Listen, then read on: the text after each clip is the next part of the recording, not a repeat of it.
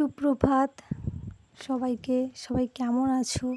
কৃষ্ণা অফিসিয়ালে নতুন একটি ব্লগে তোমাদের সকলকে জানাই অনেক অনেক স্বাগত। বর্ষার শুভেচ্ছা। বৃষ্টিতে দেখো মাঠ খাল বিল পুরো ভরে গেছে। কয়েকদিন ধরে প্রচুর বৃষ্টি হচ্ছে।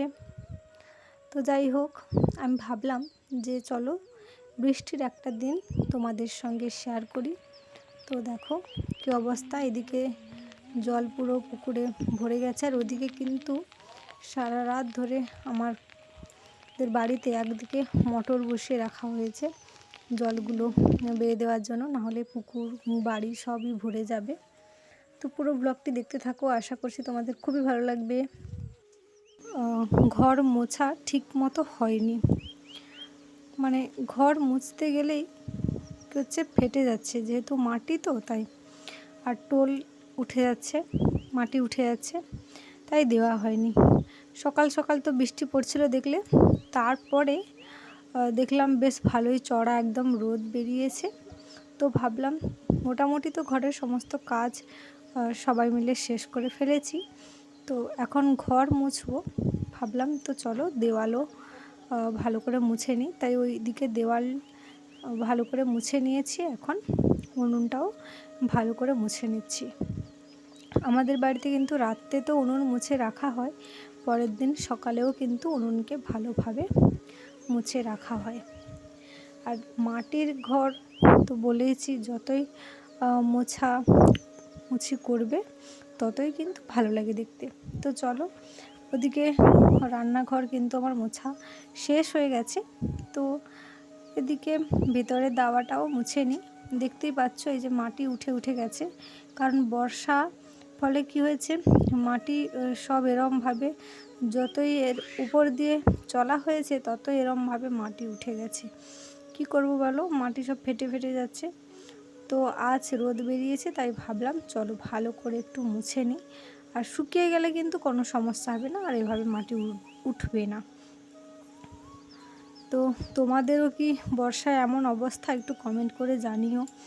আর আমাদের কি হয়েছে, যেরকম বৃষ্টি হয়েছে সেরকম মোটর বসিয়ে জলও কিন্তু বের করে দেওয়া হয়েছে, না হলে পুরো একদম ঘরে জল চলে আসতো। পুকুরের জল পুরো একদম অনেকটাই বেয়ে ফেলা হয়েছে। তো চলো, এদিকে কিন্তু আমার লেপা মোছার কাজ মোটামুটি কমপ্লিট। এবারে স্নান করে আরও কাজ আছে। তো বন্ধুরা, একদম স্নান সেরে আমি চলে এসেছি। ঠাম্মা বলল যে আজকের পুজোর কাজটা ঠাম্মাই করবে, তাই আমি আর গেলাম না। আর এদিকে আমি চলে এসেছি, এই যে আজকের ভাবলাম যে আজকের বর্ষা হচ্ছে, বর্ষায় তো বাঙালির বলে যে ইলিশ খিচুড়ি। তো আমি ভাবলাম কেননা চলো আজকের একটু বানাই, ভাঙা চালের ভাত বানানো যাক। তো আজকের খুদ রান্না করার জন্য দেখো ভাঙা চালগুলো একটা ডিবা থেকে বের করে নিচ্ছি। এই এতগুলো জার ভর্তি ভাঙা চাল হয়েছে, কি কারণে জানি না, হয় নিশ্চয়ই কোনো সমস্যা হয়েছিল, তাই চাল এতগুলো ভেঙে গেছে। তো যাই হোক, অনেক কষ্ট করে কিন্তু ধান থেকে চাল তৈরি করতে হয় বন্ধুরা, খুবই কষ্ট হয়।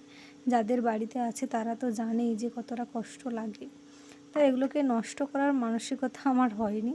তো ভাবলাম চলো এগুলোর একটা সদ্গতি করা যাক। তাই সকাল সকাল একদম চলে এসেছি পুকুর ঘাটে, এই যে ধুয়ে নেব। আমাদের পুকুরটা এতটাও বেশি ভরাট হয়নি, কারণ পুকুরটা সম্পূর্ণই জল শুকিয়ে দেওয়া হয়েছিল, তাই পুরোটাই বৃষ্টির জল পেয়ে পেয়ে ভরছে। তো তাই আর বললাম যে জল কিছুটা কমিয়েও দেওয়া হয়েছে মোটর দিয়ে, তাই এখনও অনেকটাই নিচে আছে। তো যাই হোক, চাল ভালো করে ধুয়ে নিই। আর এই চালে কিন্তু খুবই ছোট ছোট মানে কাঁকড়ের কণা থাকে, কারণ এগুলো ভাঙা চাল তো শেষের দিকে, তাই। তো যাই হোক, এখন কিন্তু চালটা মোটামুটি আমার ধোয়া হয়েছে। বারবার করে ভালো করে চটকে কিন্তু ধুয়ে নিতে হবে চালটা, নাহলে কিন্তু এই চালে ভীষণ পরিমাণে কাঁকড় বা ছোট ছোট ধানের খোসার গুঁড়ো থাকে। তো আমার ধোয়া হয়ে গেল। আজকের এসে দেখি গতকাল রাত্রে যে বৃষ্টি হয়েছিল তার ফলে কী হয়েছে বন্ধুরা, এই যে হাঁড়ি করা মাঝে যে সাবানটা থাকে পুরো বৃষ্টির জন্য তো কেউ বেরোতেই পারিনি, পুরো একদম ধুয়ে চলে গেছে। তো ভাবলাম চলো ছাই দিয়ে পরিষ্কার করি না। আর আমরা গ্রামের মানুষরা ছাই দিয়ে কিন্তু বেশিরভাগটা থালা বাসন মাজি, তো নেই কি করা যাবে, তাই দেখো ছাই দিয়ে মুছে নিচ্ছি।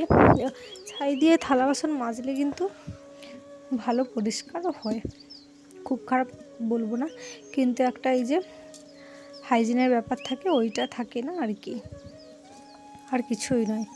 যাই হোক, আমরা গ্রামের মানুষ, আমরা মাঠ ঘাট সব কিছুতেই মানিয়ে নিতে পারি। যা গ্রামের পরিবেশ মানে একটা আলাদা অপূর্ব সুন্দর, আর কি বলবো, তোমরা তো সকলেই জানো। তো তোমাদের সাথে কথা বলতে বলতে কিন্তু বন্ধুরা দেখো আমার সব কাজ প্রায় শেষ হয়ে গেছে। দেখো একটুও কিন্তু ছাই দিয়ে বাসন মেজেছি বলে যে নোংরা থেকে গেছে তা কিন্তু নয়। যাই হোক, এখন চটপট গিয়ে ভাতটা তো বসাতে হবে। ওইদিকে আমাদের আজকের রোদ যা হয়েছে, দেখলাম বোর্ডে যে অনেকে এসছে কাজ করতে, তো দেরি হয়ে যাচ্ছে। তো এদিকে চলে এসেছি, আলুগুলো কেটে নেব। শুধু খুদ দিয়ে তো আর খাওয়া যায় না, তাই আমি ভাবলাম চলো, কেননা আলু একটু ভাতে দিয়ে দিই, তাই আলু সেদ্ধ হবে আর খুদের ভাত রান্না হবে। তোমরা কে কে খুদের ভাত খেতে পছন্দ করে কিন্তু অবশ্যই কমেন্ট করে জানিও, ভালো লাগবে। তো আমার তো খেতে ভীষণই ভালো লাগে, আমার বাড়ির সবাইও কিন্তু খুবই পছন্দ করে। আর এই আলুগুলো আমাদের মাঠে হয়েছিল, আর মাঠের আলু মানে বুঝতে পারছো, আমরা তো আর দোকানের মতো পদ্ধতি জানি না যে স্টোর করে সেরমভাবে মেডিসিন দিয়ে রাখবো, তাই আমাদের মাঠ থেকে তুলে এনে সোজা মাটিতে এমনি বিছিয়ে রাখা হয়। যার জন্য দেখলে যে আলুগুলো কাটার পরে কত নোংরা বেরোলো। একে কিন্তু ভালো করে 4 থেকে 5 বার চটকে আমি কিন্তু ধুয়ে নেব, কারণ যতই হোক খাবার জিনিস নোংরা অপরিষ্কার অপরিচ্ছন্ন তো রাখা যায় না। যাই হোক, এবারে আমরা খাবো, আর আমাদের বাড়িতে যে পোষ্যগুলো আছে তারা কি খাবে না? আমি কিন্তু দেখো একদিকে আমাদের খাওয়ার জন্য ভাত বসিয়েছি, ওদিকে আমাদের বাড়িতে বলেছি 2 জন গোমাতা আছে, তাদেরও সেবা দিতে হবে। তার জন্য দেখো ঘাস বসিয়েছি সেদ্ধ করতে। ওরা ঘাসের সেদ্ধ কিন্তু খুবই তৃপ্তি ভরে খায়, ভালো লাগে। আর মনে রাখবে সবাই, গোমাতার মতো শান্ত পশু কিন্তু আর কিন্তু হয় না আমার মতে, আমি যেটুকু জানি তার মধ্যে বলতে পারবো না। অনেকের বাড়িতে আছে যা অচেনা লোককে দেখলে গুটিয়ে দেয়, কিন্তু আমাদের সেরকম নয়, যে যখনই যায় তার কাছে গিয়ে দাঁড়িয়ে যায়, আদর খাওয়ার জন্য গায়ে গা ঘষতে থাকে, এরকম আর কি। আর আমি দেখলাম ভাতটা হতে কিন্তু এখনও কিছুটা বাকি আছে। এই ভাতটা রান্না করার জন্য কিন্তু ভাতের মধ্যে আমি কিছুটা পরিমাণ লবণও দিয়ে দিয়েছি। লবণটা দিলে কি হয়, ফেনা ভাত থাকবে যেহেতু একটু জল জল থাকবে, লবণটা থাকলে ভালো লাগে খেতে। তো আমি আবারও একবার কিছুক্ষণ পরে 5-10 মিনিট পরে দেখে নিয়েছি, এবারে কিন্তু আমার রান্না হয়ে গেছে। তো ঠাম্মা ডাকছে, বললো দেখো তোমাকে একটা ভালো জিনিস দেখাই। আমি গেলাম, দেখছি যে বাপরে দেখো আমাদের এই পেঁপেগুলো কিন্তু গাছেই ছিল, সকালে পাড়া হয়েছে, দেখো বীজের ভিতরে কীরকম অঙ্কুর হয়ে গেছে। আসলে কি হয়েছে, আমরা ভেবেছি ছোট, তার জন্য কিন্তু আমরা এগুলোকে আর পারিনি, কিন্তু যখন নাবাই দেখলাম যে কাটার পরে দেখলাম ভিতরে পুরো একদম অঙ্কুর হয়ে গেছে। তো যাই হোক, ওদিকে হাঁড়িতে চাপা দিয়ে আমি ভাবলাম যে আমার তো রুমে আসার খুব একটা সময় হবে না, এইটুকু সময় পেয়েছি কারণ এরপরে সবাই আবার খেতে চলে আসবে। তো তো ভাবলাম যে জিনিসপত্রগুলো আজকে যেহেতু একটু রোদ বেরিয়েছে দেখলাম ধুয়ে দিই, কারণ বর্ষায় বুঝলে তো বন্ধুরা একটু স্যাঁত স্যাঁতে তো করে প্রতিটা ঘরেই। তো আমি কী করলাম, এগুলো একটু বের করে দিচ্ছি, রোদে দিলে ধুয়ে দিলে তো আর কোনো সমস্যাই থাকবে না। যাই হোক, এইগুলোই করতে হয় সারাদিন ঘরে। আর এই যে আমি বেরিয়েছি, ঘরে আসার সময় হবে কিনা জানি না, কারণ এরা খেয়ে দিয়ে বেরিয়ে গেলে সমস্ত গুছিয়ে আমাকে আবার রাঁধতে বসতে হবে, কারণ সবাই টাইমে আসবে, টাইমে খাবে, কারণ কাজের ব্যাপার তো বুঝতেই পারছো। যাই হোক, আমি বিছানা কথাগুলো গুছিয়ে দিচ্ছি। সকালবেলা দুই ভাই মিলে এই বিছানাটাকে পুরো একদম শেষ করে দিয়েছে। কী অবস্থা দেখো, আমার কুচকে দেওয়ার আর ও দাদা দুজনে মিলেই এই অবস্থা করেছে। তো যাই হোক, ছোট্ট মানুষেরা গুছিয়ে নিচ্ছি। আর এই যে কাঁথাটা বন্ধুরা, আমি এটা কিন্তু নিজের হাতে মেশিন নিয়ে তৈরি করেছি। কেমন হয়েছে একটু কমেন্ট করে জানিও। আমি দেখলাম কাঁথাটা অনেক বড় হয়েছে, তাই ভাবলাম যে পুরো একদম বিছানা কাভার করে দিই। দেখলাম বিছানা কাভার করে দেখো সাইডে কীরকমভাবে বেরিয়ে আছে, এত বড় হয়েছে কাঁথাটা। আমি ভাবলাম এটাকে গায়ে দিয়ে কী করবে এত বড় কাঁথা, তাই ভাবলাম যে বিছানায় পেতে দিই, তাহলে ভালোও থাকবে আর গোছানো থাকবে। না হলে যদি কোথাও বেঁধে টেঁধে তুলে রেখে দিই, কখন ইঁদুর এসে কেটে দিয়ে পুরো চলে যাবে, এত কষ্ট মানে পরিশ্রম আমার পুরো নষ্ট হয়ে যাবে। তাই বিছানায় পেতে দিয়েছি।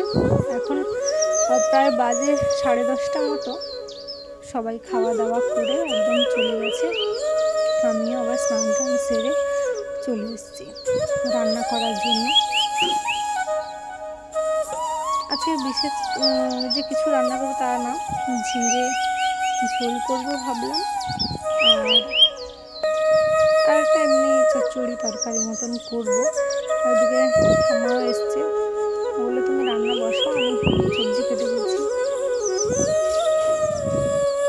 সত্যি বলছি বন্ধুরা, এত ভীষণ পরিমাণে ঠাম্মা আমাদের সাহায্য করে, আমাকে আমাদের বলে বোঝাতে পারবো না। উনি ভীষণ ভালো একজন শান্ত একজন মানুষ। ওনার মতো হয়ে ওঠা আমার পক্ষে ওখানে হয়তো সম্ভব হবে কিনা আমি জানি না। আর বাড়িতে বয়স্ক মানুষ থাকা মানে বুঝতেই পারছো, মাথার উপরে বটগাছের মতো হয়ে থাকা, ফল না দিলেও কিন্তু তারা ছায়া দেবে। তো যাই হোক, অনেক জ্ঞান দেওয়া হয়ে গেছে। তো দেখো এদিকে সবজিও কিন্তু কাটা হয়ে গেছে, উনুন ধরিয়ে দিয়েছি। যেই না রোদ হয়েছে, মা বলল যে এই কটা জ্বালানি আছে, জ্বালন দিয়ে নাও। এইগুলো আবার দিয়ে গেল। আর বর্ষার যেহেতু এত পরিমাণে ধোঁয়া হচ্ছে কি বলবো, এগুলো দেখতে উপর থেকে শুকনো লাগছে, কিন্তু ভিতর থেকে মানে যা উনুন দিয়েছি অমনি এত ধোঁয়া হচ্ছে, আমি আর মানে তাকাতেই পাচ্ছি না, এমন অবস্থা। যাই হোক, তরকারি তোলার জন্য জিরে ফোড়ন দিয়ে দিয়েছি। এবারে সমস্ত তরকারিগুলো রেঁধে নেব। তো বন্ধুরা, ভিডিওটা আমার কেমন লাগলো একটু কমেন্ট করে জানিও প্লিজ, তাহলে কিন্তু খুবই ভালো লাগবে। কে কোথা থেকে দেখছো একটু কমেন্ট করে জানিও। তোমরা একটু সাপোর্ট, একটু ভালোবাসা, একটু সাহায্য করো, তাহলে আমিও আমার ইচ্ছা, আমার স্বপ্ন পূরণ করতে পারবো, তোমাদের সঙ্গে পরিচয় করতে পারবো, এই আমার একটা ছোট্ট আশা। তো যাই হোক, দেখো, আর আমি কিন্তু সবজিকে সবসময় ভালো করে ভেজে ভেজে রান্না করি, কষিয়ে। তো আমার ওরকম রান্না করতেই ভালো লাগে। দেখতে পাচ্ছ আমি উনুনটা জ্বলছে, তবুও কিন্তু হালকা হালকা ধোঁয়া হচ্ছে। তো যাই হোক, সবজিটা দিয়ে কিছুক্ষণ নাড়াচাড়া করে লবণ দিয়ে আবারও নাড়াচাড়া করে কিন্তু আমি ঢাকা চাপিয়ে দেব। লবণটা দিয়ে দিচ্ছে। আর এই সময় কিন্তু ঝিঙের পাতলা ঝোল খেতে ভীষণই ভালো লাগে। আজকে নিয়ে এসছে পোনা মাছ দিয়ে ঝিঙে আলুর ঝোল হবে। কে কে খেতে ভালোবাসো কিন্তু একটু কমেন্ট করে জানিও বন্ধুরা। আর এই দেখো, বর্ষার আগে থেকে এত জ্বালন রোদে পুড়ে কষ্ট করে গুছিয়ে রেখেছি, না হলে বর্ষায় যখন উনুনে জল উঠে যায় তখন ভীষণই কষ্ট হয়, রান্না তো করাই যায় না, এমন অবস্থা। তবুও এই দেখো এত জ্বালানো গুছিয়ে রেখেছি। নাহলে কি করব বলো, বর্ষাতে তো মানে খাওয়া দাওয়াই বন্ধ হয়ে যাবে। আমাদের বাড়িতে গ্যাস নেই যে গ্যাসে রান্না বান্না করব। যাই হোক, উনুনে কিন্তু আমার কোনো সমস্যা হয় না। আমার গ্যাসে রান্না করতে কিন্তু ভীষণই ভয় লাগে। তো লবণ দিয়ে কিছুক্ষণ কষিয়ে নেওয়ার পরে দেখো আমি দিয়ে দিলাম হলুদ গুঁড়ো, আবারও ঢাকা দিয়ে ভালো করে কষিয়ে লঙ্কা গুঁড়োটা কিন্তু এর মধ্যে আমি দিয়ে দিয়েছি। যাই হোক, এরপরে আরও ভালো করে কষিয়ে ভেজে আমি জলটা দিয়ে দিচ্ছি। এরপরে ঢাকা চাপিয়ে দেব, আর কিছুক্ষণ ফুটে এলেই কিন্তু আমি তারপরে মাছগুলোও দিয়ে দেব। দেখো আমি কিন্তু বেশি জল দিইনি, আমাদের বাড়িতে তো লোক সংখ্যা খুবই বেশি, তাই পরিমাণ মতো দিয়েছি। এরপরে ভেজে রাখা মাছগুলো আমি একের পর এক দিয়ে দিচ্ছি। মাছগুলো যখন খুদ ভাত সকালে রান্না করেছিলাম, তারপরে যখন নিয়ে এসেছিলো ওইগুলোকে ভালো করে ধুয়ে আমি রান্না করে নিয়েছিলাম। তো এদিকে ঝোলটা হতে হতে কিন্তু আমার ভাতটাও কমপ্লিট হয়ে গেছে। তাছাড়া আমার ভাতও হয়ে গেছে। আর এরপরে কিছুটা মানে 80% মতো ভাত হয়ে যাওয়ার পরে আমি কি করেছি, কিছু পান্তা ভাত বেঁচে গেছিলো ওইগুলোকে দিয়ে দিলাম। তাহলে কি হবে, পান্তা ভাতের যে একটা জল জল ভাব ওটা কিন্তু আর থাকবে না। তোমরাও এরকমভাবে রান্না করে দেখতে পারো, নষ্ট না করে ভাতকে। আমি কখনো এইভাবে ভাত নষ্ট করি না, কারণ অনেক কষ্ট করে রোদে পুড়ে তারপরে কিন্তু বন্ধুরা চাল ঘরে তুলতে হয়। তাই আমি কখনো ভাত নষ্ট করা বা ফেলে দেওয়ার কথা ভাবি না। যতটুকু পারা যায় তার ব্যবহার আমি করি। তো তাই আর এই ভাত তুমি বুঝতেও পারবে না যে তুমি ভাতের সঙ্গে পান্তা ভাত দিয়েছো। আশা করছি তোমরাও অনেকে হয়তো এরকমভাবে ট্রাই করো। তো দেখো বলতে বলতে আমার কিন্তু ওইদিকে আবার শাক বসিয়ে দিয়েছি, কারণ সকালে বিকেলে কিন্তু তারা খাবে। আর এদিকে বিকেল তো হয়েই গেছে, খাওয়া দাওয়া শেষে এখন এসছে দেখো বন্ধুরা মাছ নিয়ে এসছে। আজকের মাছ দিতে এসছে আমাদেরকে সিলভার কাপ, ঠিক আছে। অনেক মাছ কিন্তু, আর মাছগুলোও কিন্তু খুব ভালো দেখলাম, তাই বাবা বললো চলো মাছগুলো নিয়ে নিই। দোকানদার কিন্তু বলেছে যে মাছগুলো কিন্তু খুব তাড়াতাড়ি বাড়বে, তো দেখা যাক। অনেকে ঠকিয়েও দেয়, কিন্তু ইনি আমাদের অনেক দিন ধরেই নাকি মাছ দেয় এখানে। তো বন্ধুরা ভিডিওটা কেমন লাগলো একটু কমেন্ট করে জানিও। লাইক, কমেন্ট, সাবস্ক্রাইব এবং শেয়ার করে পাশে থাকবে। তোমাদের সাহায্যে আশা করছি একদিন আমি অনেক বড় হতে পারবো। তো আজকের এই পর্যন্ত, ধন্যবাদ। সবাই সুস্থ থেকো।